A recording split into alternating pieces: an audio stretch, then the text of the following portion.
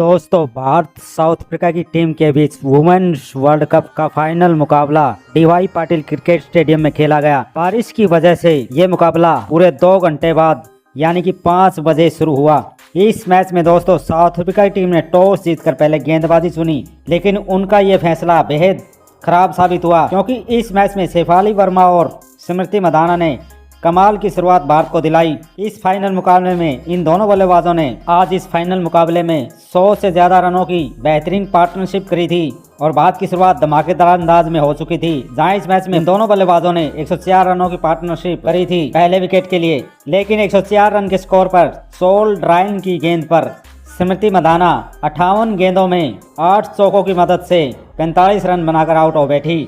लेकिन इसके बाद शेफाली वर्मा ने कमाल की बैटिंग करते हुए अपना अर्श तक पूरा कर लिया था और उनका साथ देने के लिए जेमिमा रोड्रिग्स उतरी। इसके बाद इन दोनों बल्लेबाजों ने कमाल का प्रदर्शन करते हुए 62 रनों की पार्टनरशिप करी दूसरे विकेट के लिए और भारत का स्कोर 150 रनों के पार पहुंचा दिया था। भारत की टीम यहां काफी मजबूत स्थिति में दिख रही थी, लेकिन इसके बाद भारत के एक के बाद एक विकेट गिरे और इस वजह से भारत के रन बनने की गति धीमी पड़ गई, क्योंकि इसके बाद दोस्तों शेफाली वर्मा आया बोंगा की गेंद पर 78 गेंदों में 2 छक्के 7 चौकों की मदद से 87 रनों की शानदार पारी खेलकर आउट हो बैठी। इसके बाद भारत के एक के बाद एक विकेट गिरे। इसके बाद जेमिमा रोड्रिग्स 24 रन बनाकर आया बोंगा की गेंद पर ही आउट हो गई थी और इसके बाद कप्तान हरमनप्रीत कौर 20 रन बनाकर मलाबा की गेंद पर आउट हुई और भारत की हालत अब यहाँ से और बेहद ही खराब होने लग गई थी।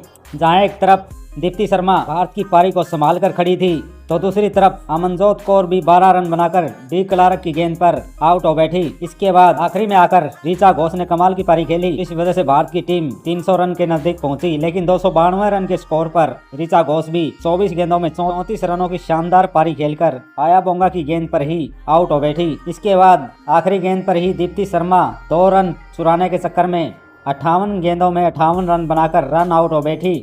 इस तरह भारत की टीम ने 7 विकेट के नुकसान पर पूरे 50 ओवर खेलकर 298 रन बनाए।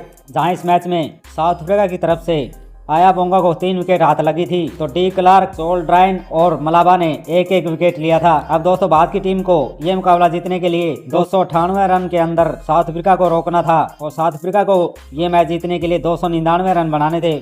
और जब इसके बाद साउथ अफ्रीका की टीम टारगेट का पीछा करने उतरी, तो फिर उनकी शुरुआत कप्तान लोरा बुलबार्ट ने कमाल के अंदाज में करवा दी थी। तंजीम बिट्स भी इस मैच में अच्छी बल्लेबाजी कर रही थी। इन दोनों बल्लेबाजों ने पहले विकेट के लिए 50 रनों की पार्टनरशिप भी कर ली थी, लेकिन 51 रन के स्कोर पर तंजीम बिट्स 1 रन चुराने के चक्कर में अमनजोत कौर के हाथों रन आउट हो बैठी और वो 23 रन बनाकर आउट हुई। इसके बाद साउथ अफ्रीका को अगला झटका भी काफी जल्दी लगा और एनी बिट्स बिना कोई रन बनाए श्री चारणी की गेंद पर आउट हो बैठी। लेकिन एक तरफ लोरा बुलबार्ट कमाल की बैटिंग कर रही थी, तो उनका साथ देने के लिए सुइस लुइस उतरी, लेकिन वो भी इस मैच में केवल 25 रन बनाकर शेफाली वर्मा की गेंद पर आउट हो बैठी। इसके बाद साउथ अफ्रीका को एक और झटका काफी जल्दी लगा और मैरिजैन कैप केवल 4 रन बनाकर शेफाली वर्मा की गेंद पर आउट हो बैठी। लेकिन एक तरफ कप्तान लोरा इस मैच में कमाल की बैटिंग कर रही थी और इसके बाद 148 रन के स्कोर पर दीप्ति शर्मा ने चिनाला जाप्ता को भी आउट कर दिया था और वो 16 रन बनाकर आउट हुई। इसके बाद इस मैच में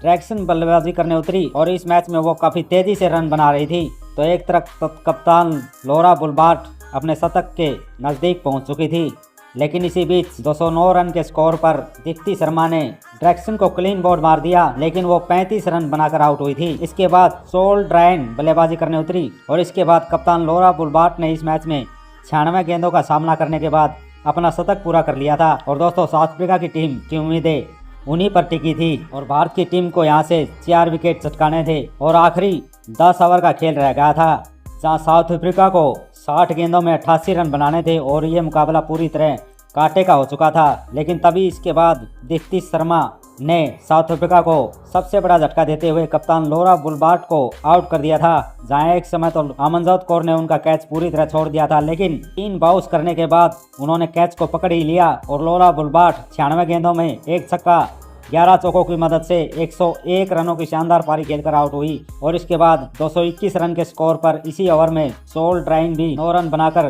दीप्ति शर्मा की गेंद पर आउट हो चुकी थी। और इस मैच में अब भारत की पकड़ और मजबूत होती जा रही थी, जहां एक तरफ इस मैच में साउथ अफ्रीका की तरफ से डी क्लार्क ताबड़तोड़ बैटिंग कर रही थी, लेकिन दूसरी तरफ उनका 9वां विकेट भी आए बोंगा के रूप में गिर चुका था, वो रन आउट हो चुकी थी और इसके बाद आखिरी 30 गेंदों में यानी कि आखिरी 5 ओवर में साउथ अफ्रीका को 53 रन चाहिए थे और उनके हाथ में केवल 1 विकेट बाकी था। और इसके बाद दोस्तों भारत की टीम ने यह मुकाबला जीतकर इस फाइनल ट्रॉफी को अपने नाम कर लिया है और भारत की टीम पहली बार वर्ल्ड कप जीत चुकी है। धन्यवाद दोस्तों।